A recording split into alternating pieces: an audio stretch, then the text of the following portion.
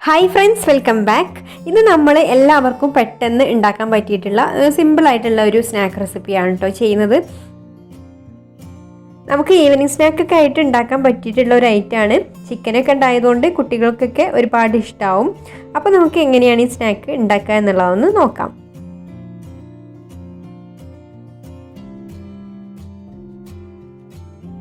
അപ്പോൾ ആദ്യം തന്നെ ഇതിലേക്ക് വേണ്ട ഫില്ലിംഗ് ഒന്ന് റെഡിയാക്കി എടുക്കാം. അപ്പോൾ ഞാനിവിടെ ഒരു പാൻ അടുപ്പത്ത് വെച്ചിട്ടുണ്ട്. അതിലേക്കൊരു 2 ടേബിൾ സ്പൂൺ ഓയിൽ ഒഴിച്ചു കൊടുക്കാം.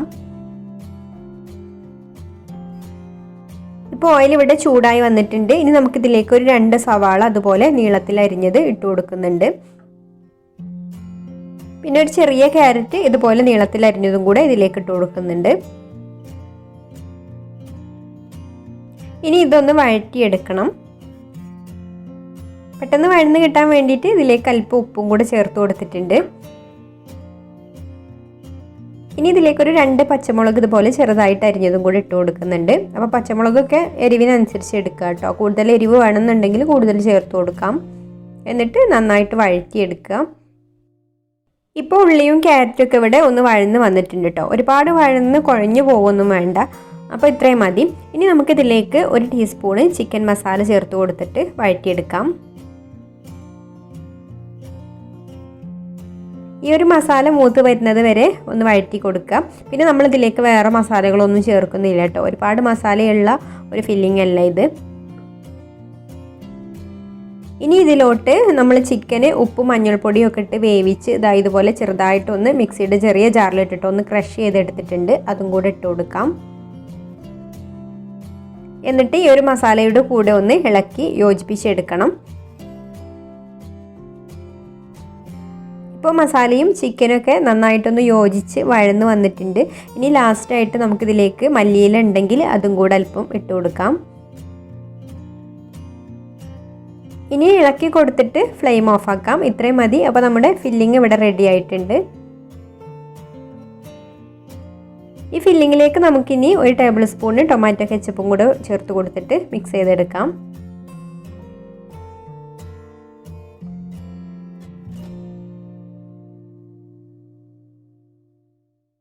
ഇനി നമ്മളിവിടെ കുറച്ച് ബ്രെഡ് സ്ലൈസ് എടുത്തിട്ടുണ്ട്. അതിൻ്റെ ഈ ഒരു ബ്രൗൺ കളറിലുള്ള ഭാഗമൊക്കെ ഒന്ന് കട്ട് ചെയ്ത് മാറ്റാം. ഇത് കട്ട് ചെയ്തിട്ടില്ലെങ്കിലും കുഴപ്പമില്ല. പക്ഷെ ഒരു ഭംഗി കിട്ടാൻ വേണ്ടിയിട്ട് ഞാനിപ്പോൾ ഇവിടെ കട്ട് ചെയ്തെടുക്കുന്നുണ്ട്. ബ്രെഡിന് അങ്ങനെ പ്രത്യേകിച്ച് കണക്കൊന്നുമില്ല കേട്ടോ. നമ്മൾ എടുക്കുന്ന പാത്രത്തിൻ്റെ അളവിനനുസരിച്ച് ബ്രെഡിൻ്റെ സ്ലൈസ് എടുക്കണം. പിന്നെ 2 മുട്ട ഞാനിവിടെ പൊട്ടിച്ചൊഴിച്ചിട്ടുണ്ട്. ഇതിലേക്ക് ഒരു നുള്ള് ഉപ്പിട്ട് കൊടുക്കാം. പിന്നെ ഒരു നുള്ള് ഗരം മസാലയും കൂടി ചേർത്ത് കൊടുത്തിട്ട് ഇത് നന്നായിട്ടൊന്ന് ബീറ്റ് ചെയ്തെടുക്കണം.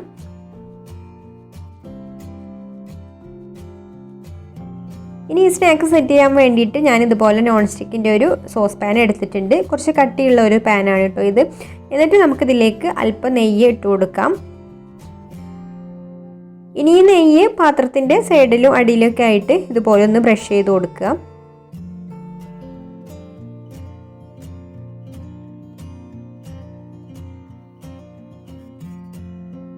എന്നിട്ട് നമ്മൾ നേരത്തെ ബ്രൗൺ കളറൊക്കെ മാറ്റി വെച്ചിട്ടുള്ള ഓരോ സ്ലൈസ് ബ്രെഡ് എടുത്തിട്ടും ഇതുപോലെ മുട്ടയിൽ മുക്കി ഈ ഒരു പാനിൻ്റെ സൈഡിലും അടിയിലൊക്കെ ആയിട്ട് ഇതുപോലെ ഒന്ന് വെച്ച് കൊടുക്കുക.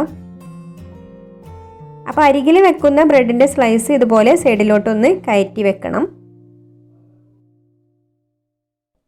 ഗ്യാപ്പൊക്കെ ബ്രെഡിൻ്റെ ചെറിയ പീസൊക്കെ വെച്ചിട്ട് ഫില്ല് ചെയ്ത് കൊടുക്കുക.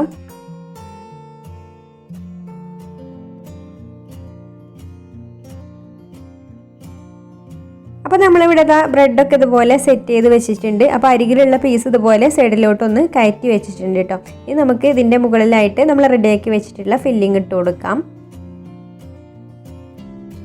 ഇതുപോലെ അല്പം ഫില്ലിംഗ് ഇട്ട് കൊടുത്ത ശേഷം പിന്നെ ഇതിൻ്റെ മുകളിലായിട്ട് നമുക്ക് വൈറ്റ് സോസ് ഒഴിച്ചു കൊടുക്കാം.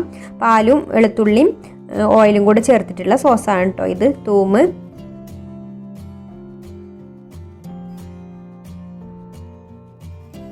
അപ്പോൾ സോസ് ആവശ്യത്തിന് ഒഴിച്ചു കൊടുത്ത ശേഷം പിന്നെ ഇതിൻ്റെ മുകളിലായിട്ട് ബാക്കിയുള്ള ഫില്ലിങ്ങും കൂടെ ഇട്ട് കൊടുക്കാം.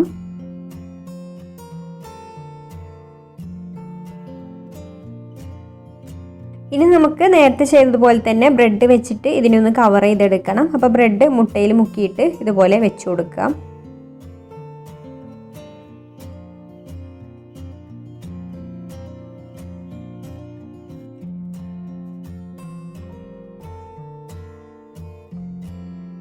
ഇതുപോലെ ഗ്യാപ്പൊക്കെ നമുക്ക് ബ്രെഡിൻ്റെ പീസ് വെച്ചിട്ട് തന്നെ കവർ ചെയ്ത് കൊടുക്കുക. അപ്പോൾ ഈ ഫില്ലിങ് കാണാത്ത വിധത്തിൽ നമ്മൾ ഇതിൻ്റെ മുകളിൽ ഇതുപോലെ ബ്രെഡ് വെച്ച് കൊടുക്കണം. എന്നിട്ട് നമ്മുടെ പഴയ ഏതെങ്കിലും പാനോ, ഞാനിപ്പോൾ ഇവിടെ നോൺ സ്റ്റിക്കിൻ്റെ കോട്ടിംഗ് ഒക്കെ പോയിട്ടുള്ള ഒരു പാനാണ് എടുത്തിട്ടുള്ളത്. അത് നന്നായിട്ടൊന്ന് ചൂടാക്കി ഇട്ടിട്ടുണ്ട്. അതിൻ്റെ മുകളിൽ നമ്മൾ ഈ ഒരു പാൻ വെച്ച് കൊടുത്തിട്ട് ഇതൊന്ന് വേവിച്ചെടുക്കാം. ലോ ഫ്ലെയിമിൽ ഇട്ടിട്ട് ഒരു 15 മിനിറ്റ് ഇതുപോലെ തന്നെ വെക്കുക. ഇപ്പോൾ നമ്മളത് വേവിക്കാൻ വെച്ചിട്ട് 15 മിനിറ്റ് ആയിട്ടുണ്ട്. ഇനി നമുക്ക് ഇതെടുത്തിട്ട് ഒന്ന് മറിച്ചിട്ട് കൊടുക്കണം. ഇനി നമുക്കിത് നെയ്യൊന്ന് ഗ്രീസ് ചെയ്ത് കൊടുത്തിട്ടുള്ള മറ്റൊരു പാനിലോട്ട് ഇത് മറിച്ചിട്ട് കൊടുക്കാം. എന്നിട്ട് ഇതിൻ്റെ മുകളിൽ തന്നെ വെച്ച് ഒന്നും കൂടെ ഈ ഒരു സൈഡും കൂടെ നമുക്കൊരു 10 മിനിറ്റ് ഒന്ന് കുക്ക് ചെയ്തെടുക്കാം. ഇപ്പോൾ ഇതിവിടെ റെഡി ആയിട്ടുണ്ട് കേട്ടോ. ഇനി നമുക്കിതൊരു പ്ലേറ്റിലേക്ക് മാറ്റി കൊടുക്കാം. ഇനി ഇത് ഇഷ്ടമുള്ള ഷേപ്പിൽ കട്ട് ചെയ്തിട്ട് സെർവ് ചെയ്യാം. അപ്പോൾ 4 മണി ചായക്കൊക്കെ കുട്ടികൾക്കൊക്കെ ഉണ്ടാക്കി കൊടുക്കാൻ പറ്റിയിട്ടുള്ള ഒരു സ്നാക്കാണിത്. അപ്പോൾ എല്ലാവർക്കും ഈ ഒരു വീഡിയോ ഇഷ്ടമായിട്ടുണ്ടാവും എന്ന് വിചാരിക്കുന്നു. ഇഷ്ടമായിട്ടുണ്ടെങ്കിൽ ഒന്ന് ലൈക്ക് ചെയ്യുക, ഷെയർ ചെയ്യുക, നിങ്ങളുടെ അഭിപ്രായങ്ങളൊക്കെ താഴെ കമൻറ്റ് ചെയ്യുക. പിന്നെ ഈ ചാനൽ സബ്സ്ക്രൈബ് ചെയ്യാത്തവരാണെങ്കിൽ ഒന്ന് സബ്സ്ക്രൈബും കൂടെ ചെയ്യണേ. അപ്പോൾ ഇനി മറ്റൊരു നല്ല റെസിപ്പിയുമായിട്ട് വീണ്ടും വരാം. താങ്ക്